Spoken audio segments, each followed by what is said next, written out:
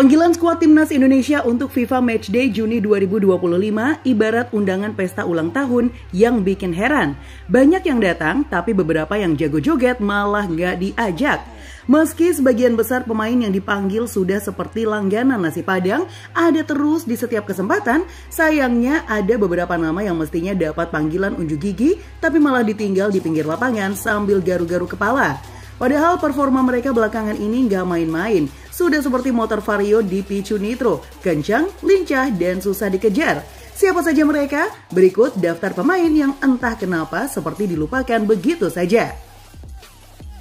Di urutan pertama ada Beckham Putra, pemain muda yang kian matang dan tak henti-hentinya menyihir penonton dengan aksi-aksinya yang penuh kejutan. Entah kenapa Patrick Kluivert, sang pelatih timnas yang biasanya tajam membaca permainan, kali ini seperti lupa pakai kacamata saat melihat performa Beckham. Pemain Persib Bandung ini seringkali menyuguhkan aksi di lapangan yang layak masuk FYP TikTok. Dribble lincah, umpan akurat, dan gol-gol spektakuler yang bikin kiper lawan tercengang sambil berkata, "Ini bocah pakai cheat apa?" Tak hanya itu, Beckham juga jadi salah satu pemain kunci yang berjasa membawa Persib meraih gelar back-to-back Champions musim ini. Sebuah pencapaian yang menegaskan kualitasnya di level tertinggi Liga 1. Di tengah sorotan pemain asing, Beckham tetap tampil bersinar dengan gaya khasnya yang energik dan cerdas. Secara skill, Beckham bukan cuma pantas dipertimbangkan, tapi seharusnya sudah dicetak tiket pesawat ke stadion lebih dulu dari yang lain.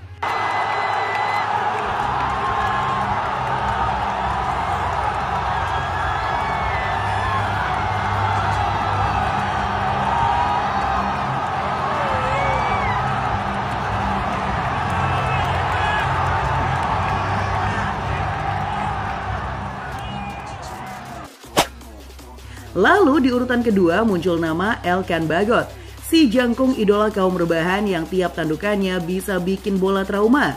Pemain keturunan ini tampil meyakinkan sepanjang musim bersama Blackpool FC di League One dan jadi pilihan utama seperti nasi goreng di malam minggu, gak pernah salah.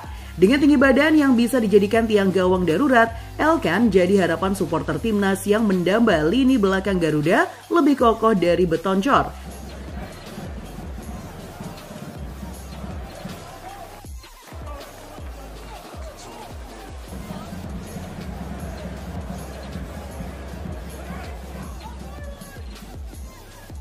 Apalagi Elkan sudah kelihatan nongkrong di Indonesia belakangan ini. Mungkin sambil nunggu undangan timnas yang tak kunjung datang. Sayangnya nama Elkan malah lenyap dari daftar pemanggilan. Seperti mantan yang tiba-tiba menghilang padahal baru saja like story kita. Di nomor 3 mari kita sambut Adam Alizé. Gelandang flamboyan yang gerakannya di lapangan sehalus selendang di tengah angin sepoi. Bersama Persib Bandung, Adam bukan cuma jadi pelengkap, tapi jadi salah satu dalang di balik kesuksesan mereka angkat trofi musim ini. Di tengah serbuan pemain asing yang larinya kayak dikejar cicilan, Adam tetap bersinar dengan gaya bermain cerdas dan operan maut yang bisa bikin lawan bingung antara pressing atau pasrah. Wajar kalau publik berharap ia kembali berseragam timnas, seperti jodoh lama yang dipertemukan kembali.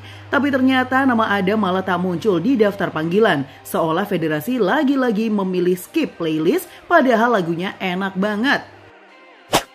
Lalu di nomor 4 hadir Jens Raven, striker muda berbakat dari FC Dordrecht yang kiprahnya bersama timnas U20 sudah seperti sinetron prime time, penuh drama, aksi, dan tentu saja gol-gol penentu. Kalau tim Garuda Muda sedang buntu, tinggal lempar bola ke Raven dan biarkan dia menyelesaikannya dengan tenang, seolah sedang pesan kopi di kafe. Tak heran kalau supporter berharap ia naik kelas ke tim senior, apalagi usianya masih muda dan semangatnya menyala seperti cabai rawit di tengah bakso. Tapi kenyataannya, nama Jens belum juga mampir di daftar panggilan. Mungkin Patrick Kluivert masih belum siap dibuat jatuh hati oleh striker satu ini. Jadi untuk sementara, Raven harus menahan rindu, bukan ke mantan, tapi ke jersey merah putih senior yang belum juga mendarat di lemarinya. Dan di urutan terakhir, mari kita beri tepuk tangan virtual untuk Cyrus Margono.